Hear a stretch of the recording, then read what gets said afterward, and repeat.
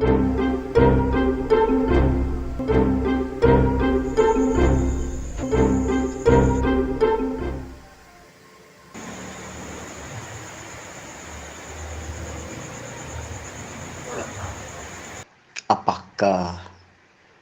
kita berada pada posisi yang setara atau berada pada kedudukan yang pada tempatnya? Kalau saya melacak dari apa yang saya lihat, ingin diadvokasi bersama-sama dengan perempuan-perempuan yang ada di sekeliling saya, penari tepatnya, mungkin juga khususnya Wulan. Apakah dia juga yang berada di dudukan di tempat yang paling tinggi?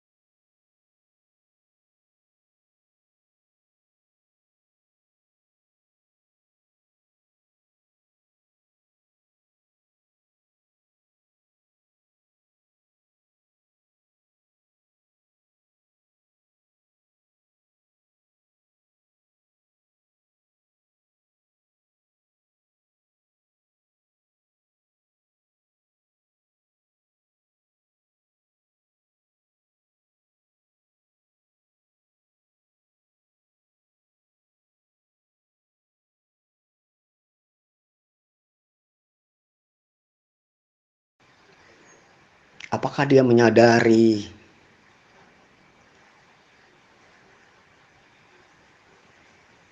dari storytellingnya bahwa posisinya ingin ditempatkan pada posisi yang paling setara dan memiliki harkat atau martabat derajat sebagai penari di lingkungannya? Saya melihat dari potongan beberapa eksplorasi hubungan antara penari dan pertunjukan lainnya, tepatlah pelaku teater.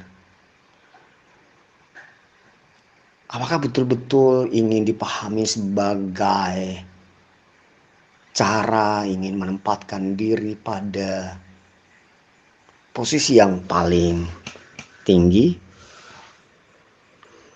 Terkadang dari kenyataan-kenyataan ini, dari realitas atau literatur organik yang ditawarkan dari teman-teman penari atau pelaku teater, tepat khususnya, terkadang aku bertanya apakah juga benar-benar pemahaman saya yang ingin mendudukkan perempuan berada pada posisi yang paling puncak atau berada di atas langit-langit, kalau saya menggunakan bahasa langit-langit.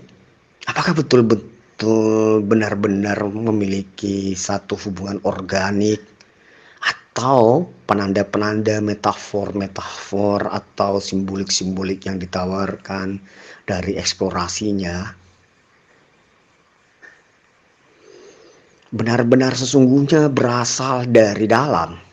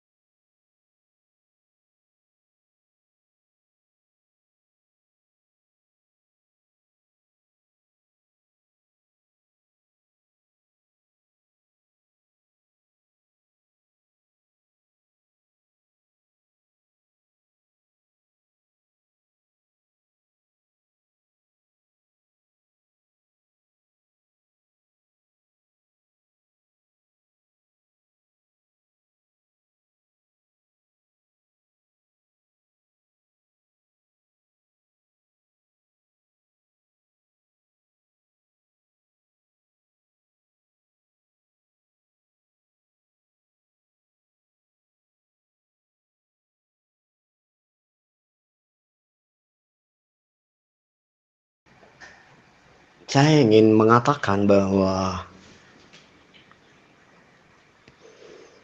sejujurnya cara saya mendudukkan perempuan di atas langit-langit atau sebagai tatapan dari langit-langit,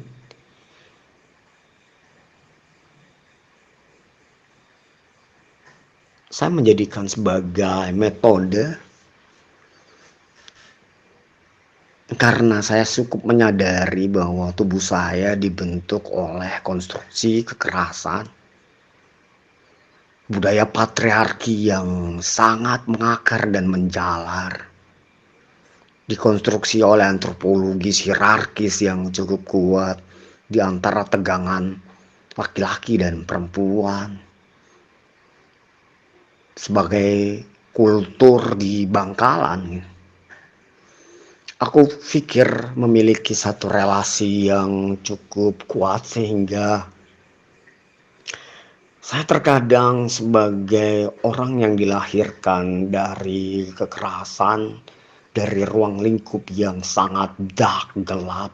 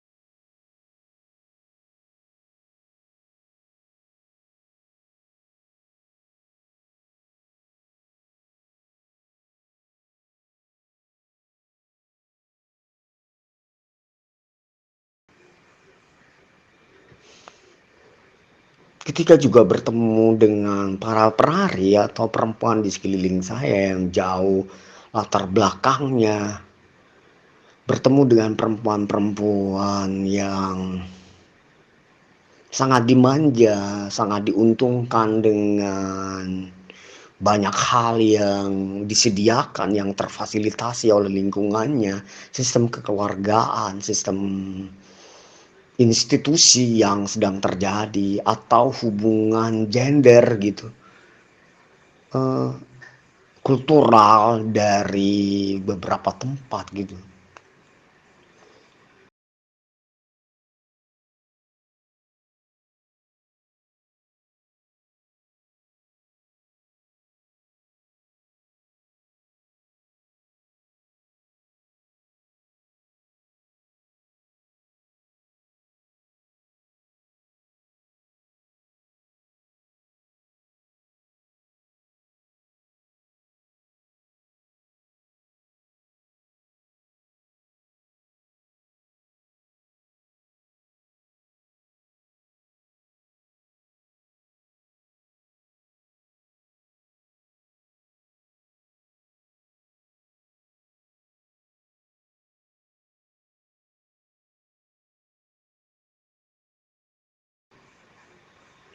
Aku juga curiga bahwa metafor-metafor kedudukan ini juga jangan-jangan sanksi memiliki kesangsian, dia difungsikan sebagai metodik atau dia sebagai manipulatif dari tubuhnya.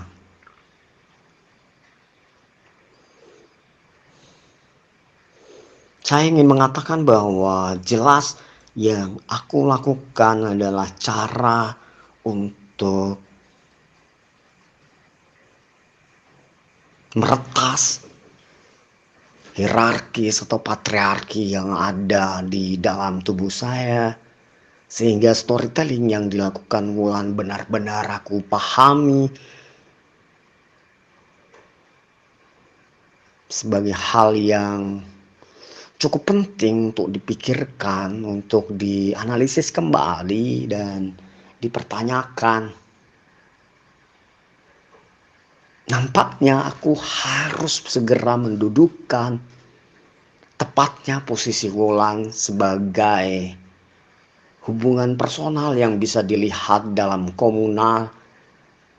Dia semacam sampel metaforik yang tinggi untuk kita terhindar dari perilaku-perilaku kekerasan.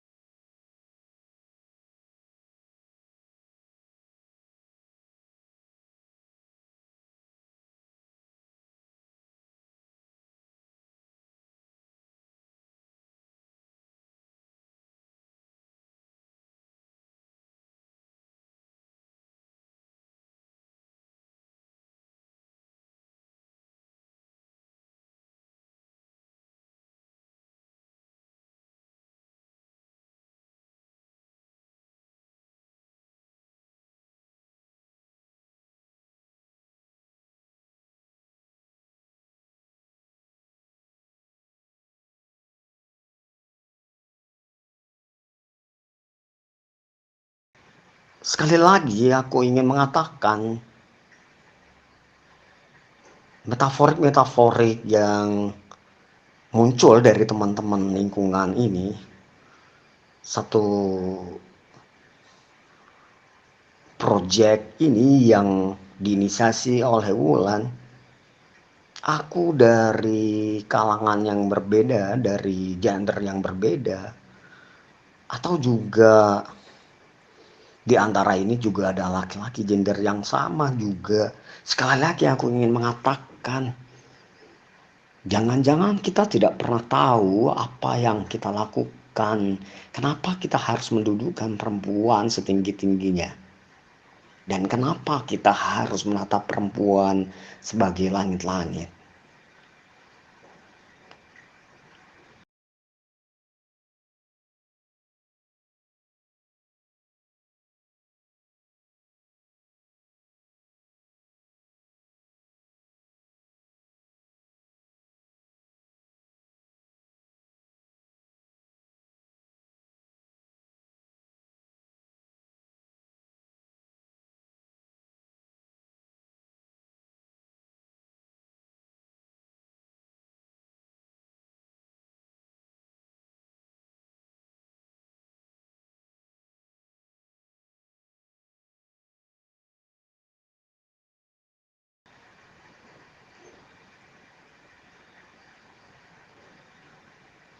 Atau juga kita sedang terjebak pada isu-isu yang sedang marak, atau kita juga ikut belajar mengambil peran penting dalam menyuarakan ini, dalam menarasikan ini, sehingga mencoba untuk menarasikan tentang kedudukan diri dari atas langit-langit. Padahal sebetulnya kalau juga bertegangan, ada yang tidak peduli dengan kondisi itu, kenapa enggak? Biarkan saja aku ini melihat sebagai tatapan. Toh aku juga sanksi terhadap narasi-narasi yang dibangun Wulan, storytelling gitu. Apakah dia juga benar-benar ingin diadvokasi gitu. Kemudian dia sebagai, kalau pertanyaannya sebetulnya kalau metodenya adalah advokasi dan partisipatoris, pertanyaan dari teman saya di lingkungan saya, siapa yang harusnya dibela? Apakah di sini ada korban-korban kekerasan seksual? Tentu yang saya tidak bisa tunjuk secara langsung. Tapi terkadang juga ada yang terindikasi tapi enteng-enteng saja. Santai itu. Nah, ini sebetulnya aku ngerasa bahwa analisis yang aku duga terhadap storytellernya Wulan mengalami satu antitesa gitu. Jangan-jangan ketika ada seseorang yang ditransaksi oleh laki-laki atau gender yang berbeda, itu juga dikarenakan ada hasrat seksual gitu.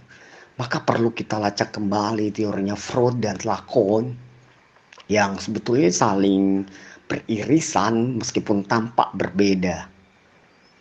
Nah, ini juga penting bagi saya dan sekali lagi ini aku lakukan sebagai metodik dalam melihat bulan khususnya berada pada posisi yang paling tinggi di atas tubuh saya.